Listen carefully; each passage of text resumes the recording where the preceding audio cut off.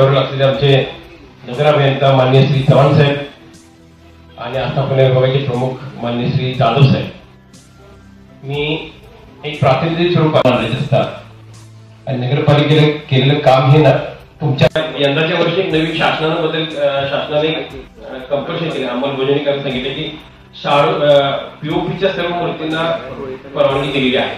No doubt दरवर्षी होती मध्ये वादग्रस्त विषय होता, त्यामुळे तो आता त्यांनी क्लिअर अगोदरच केले. पण त्याच्यात एक नगरपालिकेवर मोठी जबाबदारी टाकली आहे की 6 फुटापर्यंतच्या उंचीच्या गणपतीची मूर्ती आहे ही नगरपालिकेनं शेततळ्यामध्ये किंवा पर्यावरणपूरक विसर्जन व्हावे अशी अंमलबजावणी करण्यासाठी नगरपालिकेला अवगत केले शासनाने.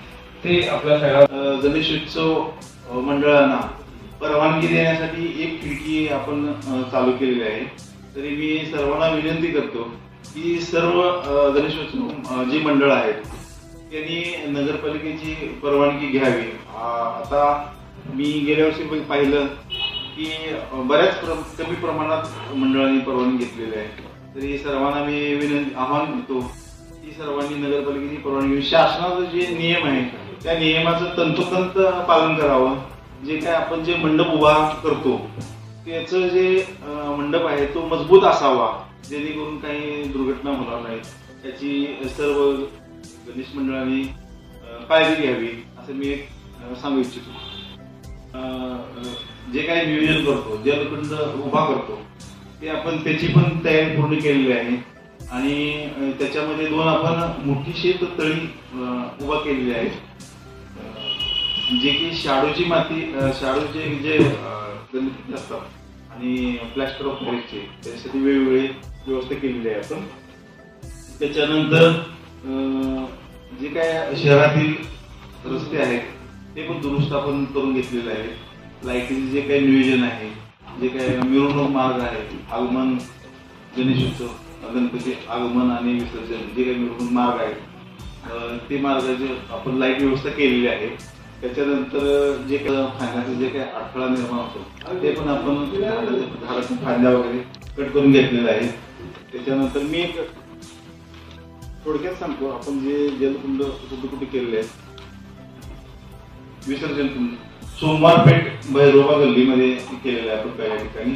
नंतर कृष्णा घाट शेजारी केलेलं आहे. PD पाटील पाणी पुरवठा संस्था या ठिकाणी पण केलेलं आहे. कृष्णा नाका शेजारी 1 आणि कृष्णा नाका शेजारी आपण 2 केलेले आहेत.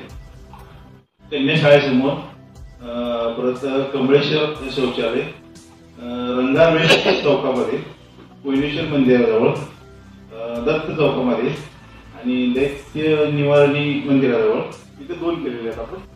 कोल्हापूर नाक्याजवळ PD पाटील विद्यालयाजवळ तिथे 2 केलेले आहेत आपण.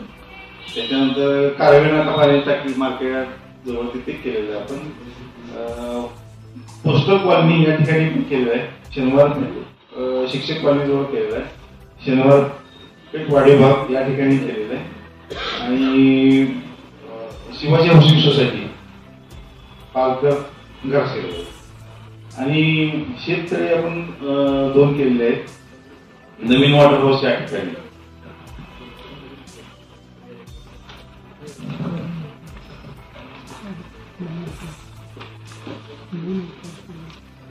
त्यानंतर विसर्जनाच्या दिवशी आपण जे काही व्यवस्था आवश्यक असते ते पण आपण केलेले आहे. पोहणारे लोक बोटीची व्यवस्था आपण केलेली आहे. जे काय पोहणारे असतात, पट्टीचे पोहणारे असतात त्या पण लोकांची आपण व्यवस्था केलेली आहे, जेणेकरून की अडचण येऊ नये त्यासाठी. तर यानंतर मी एक शासनाचं हे जे गणेशोत्सव आहे हा जो आपला राज्याचा गणेशोत्सव हा जाहीर केलेला आहे महाराष्ट्र शासनाने. त्याच्यासाठी आपले जे काही मंडळ आहेत गणेशोत्सव मंडळ यांनी याच्यामध्ये स्पर्धा आयोजित केली आहे. स्पर्धेमध्ये गणेशोत्सव मंडळाने भाग घ्यावा असं मी आवाहन करतो नगरपालिकेच्या वतीने, शासनाच्या वतीने. जास्तीत जास्त मागच्या वर्षी असं सूचना आल्या की 36 जलकुंडापैकी काही जलकुंड कमी करायचे. यंदा गेले 20 वर्षापासून आपण असं झगडतोय की प्लॅस्टर ऑफ पॅरिसवर बंदी घालायची, शासनानं बंदी घालायची, परंतु प्रॅक्टिकली ते शक्य नाही. ते लक्षात आल्यानंतर शासनानं प्लॅस्टर ऑफ पॅरिसवरची बंदी उठवली. कारण अखंड देशभर गणेशोत्सव साजरा केला जातो आणि महाराष्ट्रात मोठ्या प्रमाणात. कारण प्लॅस्टर ऑफ पॅरिसवर जर बंदी घातली तर तेवढ्या प्रमाणात शाडू उपलब्ध होणार नाही. आणि 6 फुटावरच्या ज्या वरच्या उंच मूर्ती असतील त्या मूर्ती फक्त नैसर्गिक स्रोतामध्ये म्हणजेच वाहत्या पाण्यामध्ये सोडायच्या आणि त्याच्या खालच्या मूर्ती आहेत त्या आपण कृत्रिम तलावात सोडायच्या. त्यामुळं आज आपल्या लक्षात नाही आलेलं की आपलं सामाजिक संस्थांचं किंवा नगरपालिकेचं काम वाढलंय. आज आपल्या लोकांना सांगायचं आहे की आज 6 फुटाखालची जी मूर्ती आहे ती तुम्हाला कंपल्सरी कृत्रिम तलावात विसर्जन करायचे, कारण तसंच उच्च न्यायालयाने आदेश दिलेला आहे. त्यामुळे सर आपलं काम वाढणार आहे. कारण आपण याच्या अगोदर फक्त आपण डोळे दाबूनच बोलत होतो की मूर्ती तुमची नदीत विसर्जन करू नका, कृत्रिम तलावात करा, परंतु आता शासनाचा आदेश आहे, उच्च न्यायालयाचा आदेश आहे. त्यामुळे आपल्याला यावर्षी खूप धडपडा लागणार किंवा खूप प्रयत्न करावे लागतील. यामध्ये मी थोडंसंही करतो. आपल्या या बैठकीसाठी उपस्थित असलेले सामाजिक कार्यकर्ते माननीय श्री सुधीर एकांडे या ठिकाणी त्यांचं स्वागत करतो. त्याचप्रमाणे आणखी आपले सर्व सामाजिक संघटना आलेले आहेत, त्यांचे सर्वांचं स्वागत आहे. मी यानंतर